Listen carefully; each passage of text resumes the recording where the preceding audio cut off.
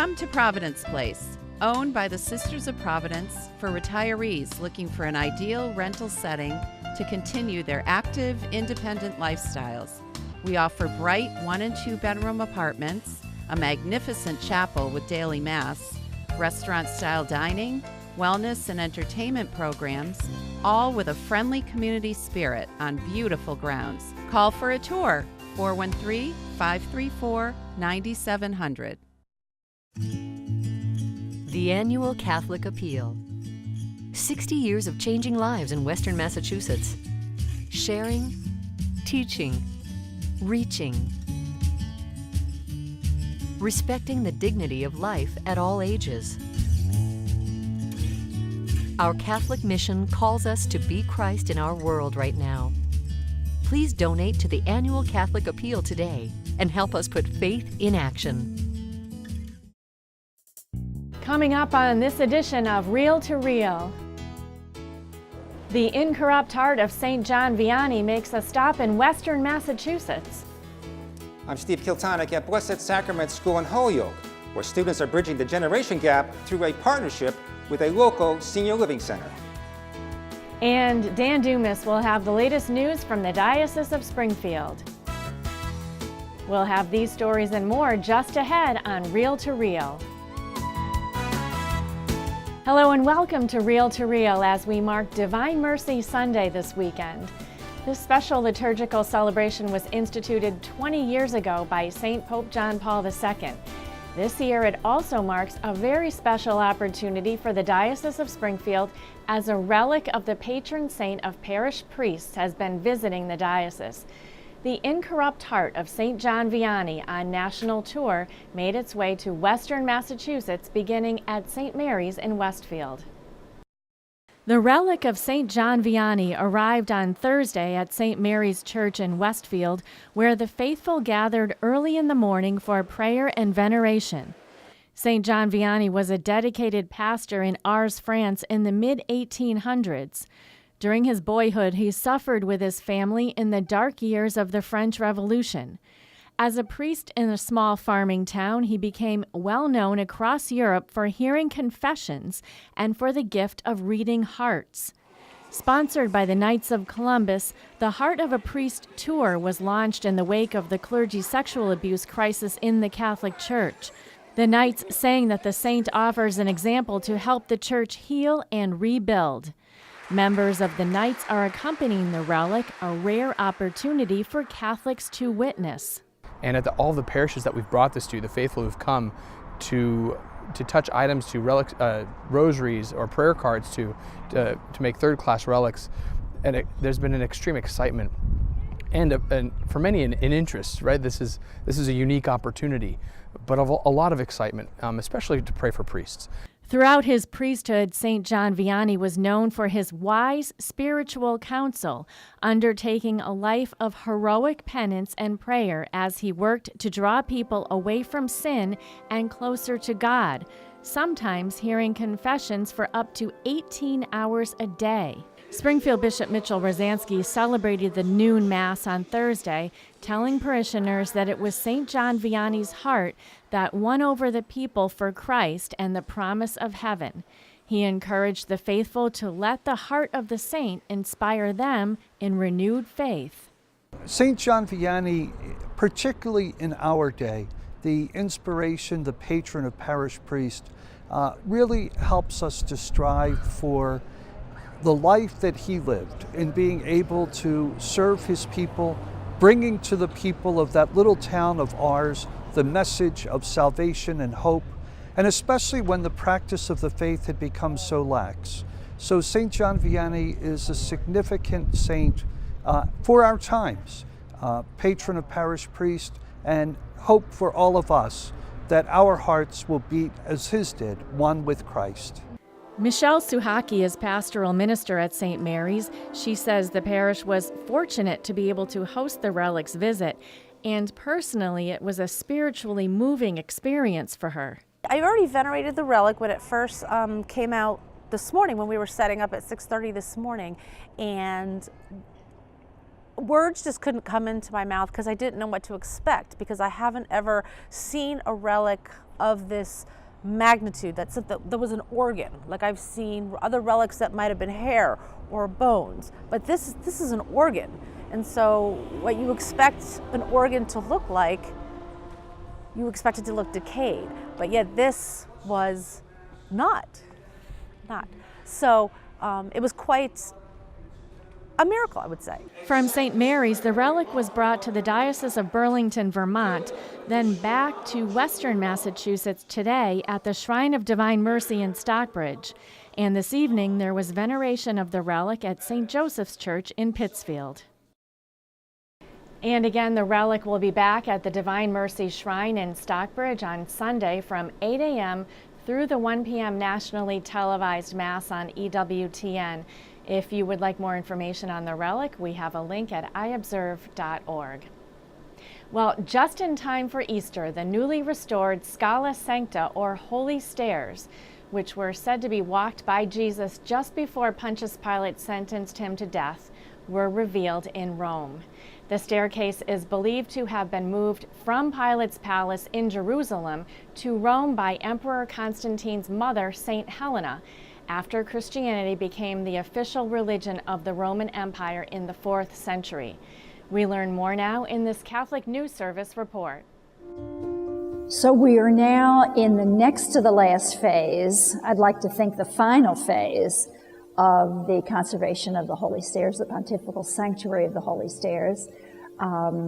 Today we were privileged to uncover the stairs themselves, revealing the original marble steps that St. Helen brought from Jerusalem in 326. Now these steps are, for centuries, have been covered with a walnut wood covering for protection, and also because it makes it easier to mount the stairs. But what we saw this morning are the grooves and the troughs and the usage of millions of faithful over the years from the 3rd century on.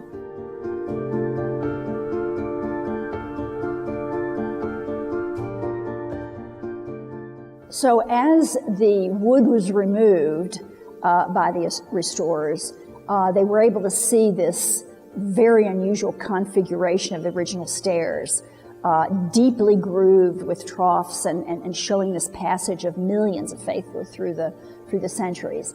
They also discovered these medieval crosses, also with a grating effect that was protecting, according to legend, the traces of Christ's blood as he mounted to be judged by Pontius Pilate.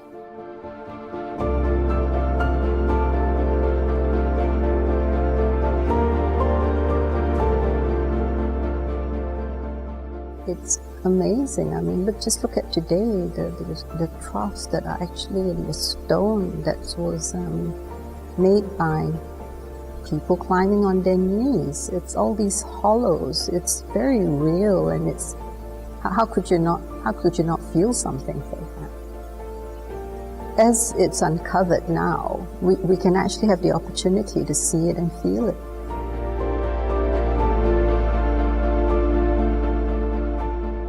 This is a testament to the Passion of Christ. It's a theological message that teaches, but most of all, we restore the artistic patrimony and the historic patrimony of this site.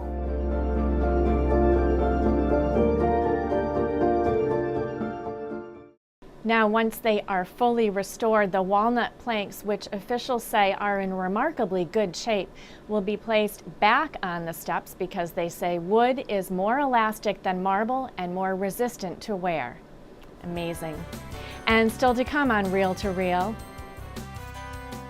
Dan Dumas has news of what's happening in the Diocese of Springfield, and Steve Kiltonick with a mentoring program that is bridging the generation gap.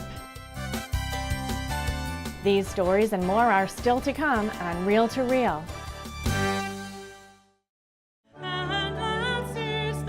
The Chalice of Salvation, your weekly spiritual connection. I'm Passion's Brother Terrence Scanlon, your Chalice Souls, inviting you to take time out of your busy days and join us Sunday morning. We welcome Father Michael Wood, pastor of Mary Mother of Hope Parish, as we celebrate Divine Mercy Sunday. The Chalice of Salvation, your spiritual connection, Sunday mornings at 10 on 22 News WWLP, and coming up next on Fox 23 WXXA. Come to Providence Place, owned by the Sisters of Providence for retirees looking for an ideal rental setting to continue their active, independent lifestyles. We offer bright 1- and 2-bedroom apartments, a magnificent chapel with daily mass, restaurant-style dining, wellness and entertainment programs, all with a friendly community spirit on beautiful grounds. Call for a tour, 413-534-9700. The Annual Catholic Appeal. 60 years of changing lives in Western Massachusetts. Sharing, teaching, reaching. Respecting the dignity of life at all ages. Our Catholic mission calls us to be Christ in our world right now. Please donate to the Annual Catholic Appeal today and help us put faith in action.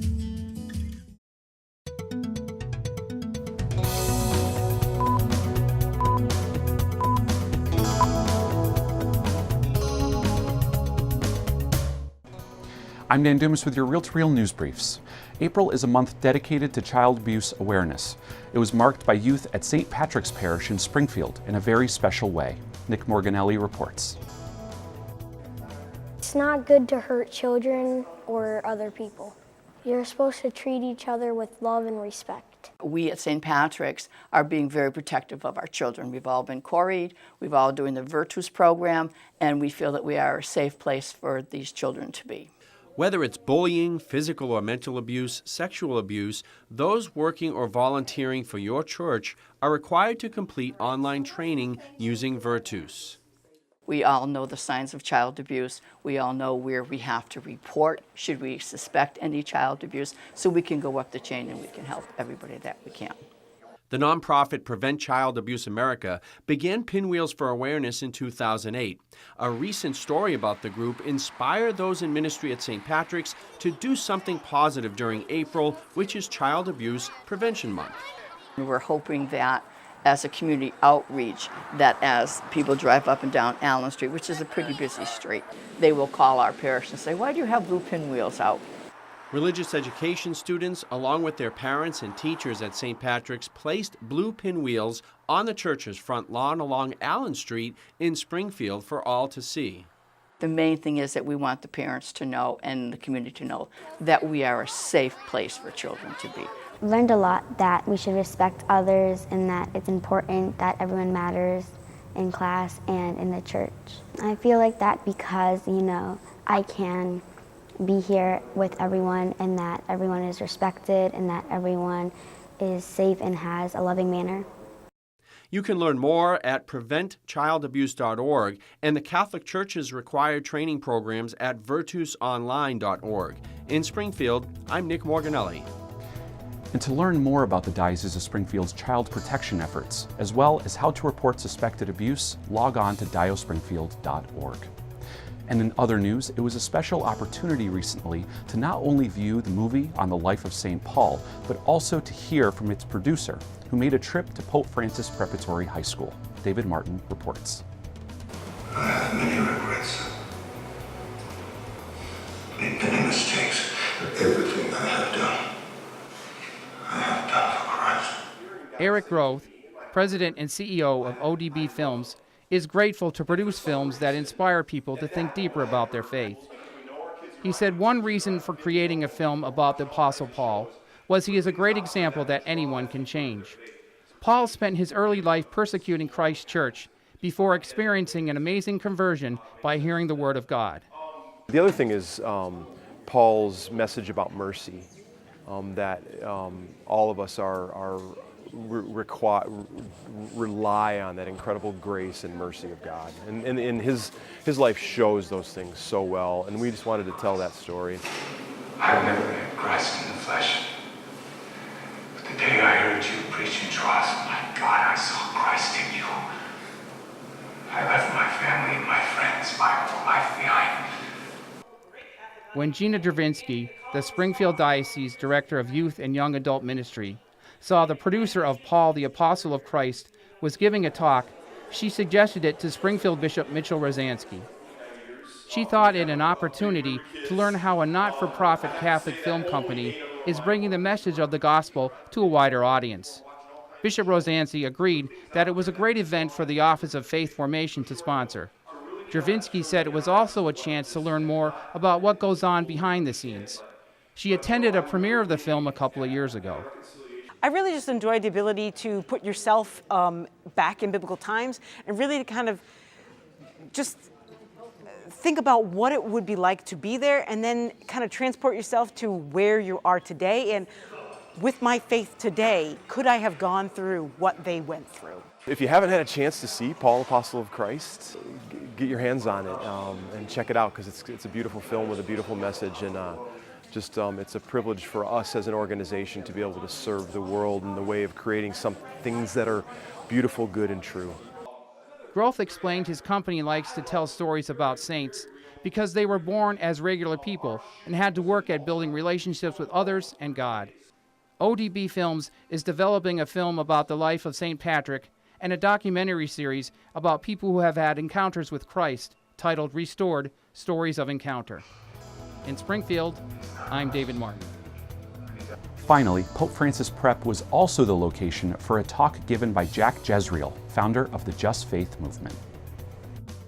Jack Jezreel believes that people of faith can be transformed through the caring for others who are in dire situations. The tool that will allow them to find salvation is the Just Faith ministry, which he introduced to a multi-faith audience during his seminar, Transformed People, Transformed Church, Transformed World. I think the discovery is that when I can transcend the things that discourage me from caring about those who may be different and who may be hurting and who may be suffering even, that I actually found my own life enhanced and deepened and enriched by the ability to make those links and by the discovery that the other, who I thought was so different than me, is actually much like me. The great satisfaction of actually loving somebody that I thought maybe I couldn't love is a tremendous, I think, spiritual gift. So that's the real excitement for me. Yeah. Jezreel is fulfilled by familiarizing people with the linkage of their faith and aspects of Catholic social teachings, such as outreach, justice, and compassion, that they may not have explored. As they do grow more familiar with these, they become grateful, excited, and a new chapter opens up in their faith journey. I sincerely believe my attraction to the Just Faith community is the essence of being part of a large and great family. The seminar also included some testimonies given by local graduates of Just Faith programs. Deacon Bill Toller said his parish, Holy Cross in Springfield, is finishing its 15th year of the Just Faith program. Deacon Toller hoped those attending the seminar would be inspired to take action as people of compassion, just as he was deeply affected by a talk given at his parish by Jezreel. His objective in coming to Springfield tonight is to look at not only getting parishes involved, but getting parishes working together on projects. I think the more that we can do that kind of cross-pollination, the more we can make a difference out in the community and the world. At the end of the evening, Jezreel held a question and answer session. Just Faith offers a variety of programs. More info is available at iobserve.org. And remember, you can always stay informed on all the latest news in the Catholic Church locally and beyond by logging on to iobserve.org.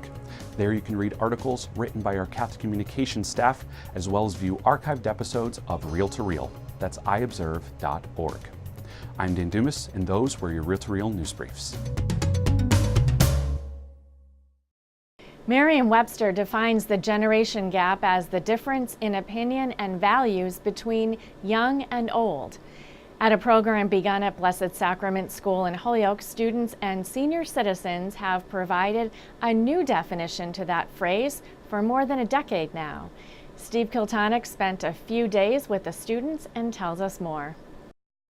It's a Thursday afternoon in March, and students from Blessed Sacrament School in Holyoke are boarding a bus. It's something they've become accustomed to each week for the past 8 months. the short mile-and-a-half trip to the Daybrook Village Senior Living Center. As the 6th, 7th, and 8th graders get off, they head off to one of the buildings in the Daybrook complex, where they get a chance to visit for an hour with their newfound friends, the Senior Center residents. It's all part of the Intergenerational Mentor Program, which has been ongoing for the past 15 years between Blessed Sacrament and Daybrook Village. The program started in 2003 when it was called Loomis House. Betsy Novinsky, a first-grade teacher at the school, has been with the program for 9 years. The program started then, and the program consists of 12 students. That's the maximum that we take. Students in grades 6, 7, and 8 are invited to join. And it's a commitment. They need to come every Thursday, and if they are not there, that's usually a very good reason that they're not. She said the criteria for joining the club is simple. Students need to have both good grades and be in good behavioral standing. This year's group consists of 9 girls and 2 boys, although some years it's been only girls. Shayna Hill came on board here 4.5 years ago. Since then, she's helped the program evolve into a life enhancement general activities program. The residents are very happy to come down and see the students every Thursday, and those residents that aren't able to attend the program, the students are nice enough to go down to the rooms and check on them, those that are become sick.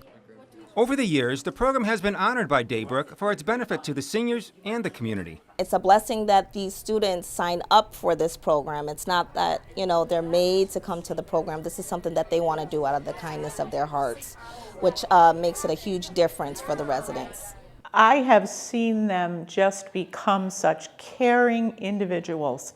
I sit in amazement at the questions I hear them asking. They will draw the residents out in conversation, and it's just wonderful to listen to them, and I think they gain so much from this. The age difference here between young and old can be 50 years or more. Yes, there is a huge gap, but it doesn't mean that they can't make relationships and friendships there. Emma Caproni is the group's lone 6th grader.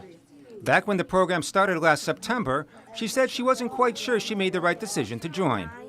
At first I was kind of afraid because, I don't really know anyone there, but now I've started to, break out my shell and started to, talk more, and, now I know the people there. It's much different. Shayna oversees the various activities between the students and seniors. Board games are big. Bingo, trivia, Family Feud. Crafts are also popular. This day they're making foam birds. Some days we'll do socials for a holiday, like St. Patrick's Day social, Valentine's Day social, and we'll just talk and have food. Emma's developed a special bond with Nancy. Both share a common interest, basketball, but the conversation can touch on any number of topics. Nancy said the trivia competitions can get pretty competitive. These children are exceptional in their knowledge, really. They know answers to questions about things back in the 1920s as well as now. So they give you a history lesson, huh? They are. They are very smart children. Emma's learned, to her surprise, that both share more similarities than differences. That things aren't actually so different from what they were back then. Some stuff we still do the original way, but we sometimes put new spin on it. The weekly gatherings has had a big impact on her and the other residents. It means a lot because it brings the young people in to talk with and communicate with and find out what's going on in their life. And we don't get a lot of chance to see young people here. It's just all those young ladies that are 80 and 90. This is Julian Parent's 3rd and final year in the program. I just really love meeting new people, just making new friends, and just having new experiences and just talking to those, and just talking to the residents there. What do you enjoy most about meeting with the seniors? Just learning what it was like back then without all this technology that we take for granted nowadays, and just what it was like back then, the sports they played and the schools they went to and the friends they met. Julian learned some valuable advice from one resident, Bob, a Navy vet who passed away a few weeks before this interview. So that was really sad. But he taught us a couple good life lessons that I still keep with me today. What did he teach you? He taught me just to live every day as it happens and just stay positive and just don't let anything bring you down. This is 7th grader Anna Puddick's 2nd year in the program. I've always loved like just communicating with people, especially like elders, and I just love talking and people, like I love learning about people's history, like their past, and it's just super interesting to me. Anna, whose favorite subject is history, spoke to another resident, a war vet. He was shot in the shoulder, like here, and so sometimes like it'll make it hard for him to move his arm, and like it'll kind of just go limp. It makes me kind of amazed what they go through, because reading books, it'll tell you a lot, but talking in person with an actual veteran who's in a war, it tells you a lot more. Mary Benoit is proud to have spent 37 years as a middle school teacher. It's a thrill because it brings back what I used to do for my teaching work, and they're super. They are enthusiastic. They're so generous with their time. And so it's just been a breath of fresh air, first of all, because they're such neat kids. For Benoit, the generation gap evaporates with this program. Kids can think that, well, older people are a little bit strange, perhaps, or there could be old fogies.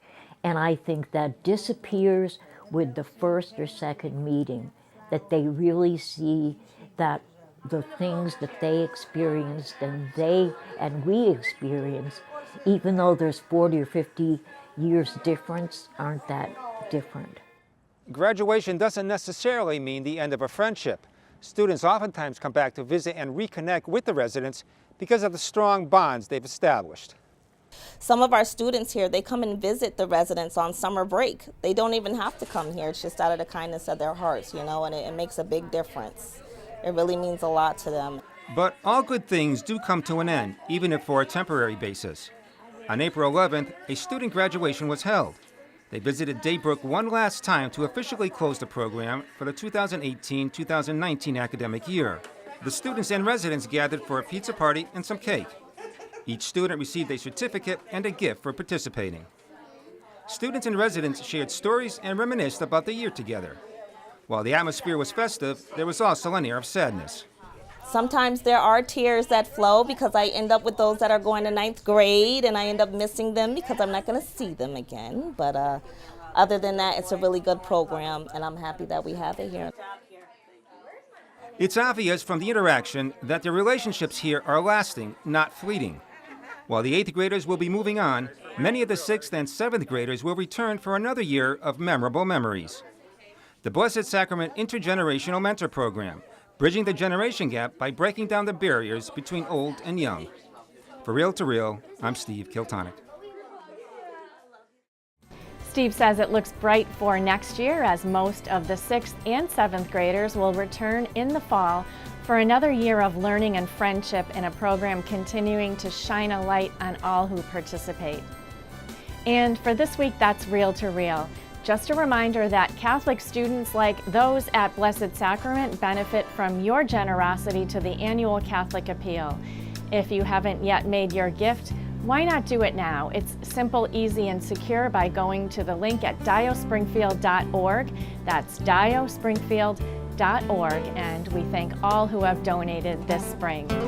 Don't forget, for news and updates on events in the Catholic Church, head to our news and information website, iobserve.org. Your one stop for clear and accurate news on the Catholic faith. That's iobserve.org. And remember to also like us on Facebook.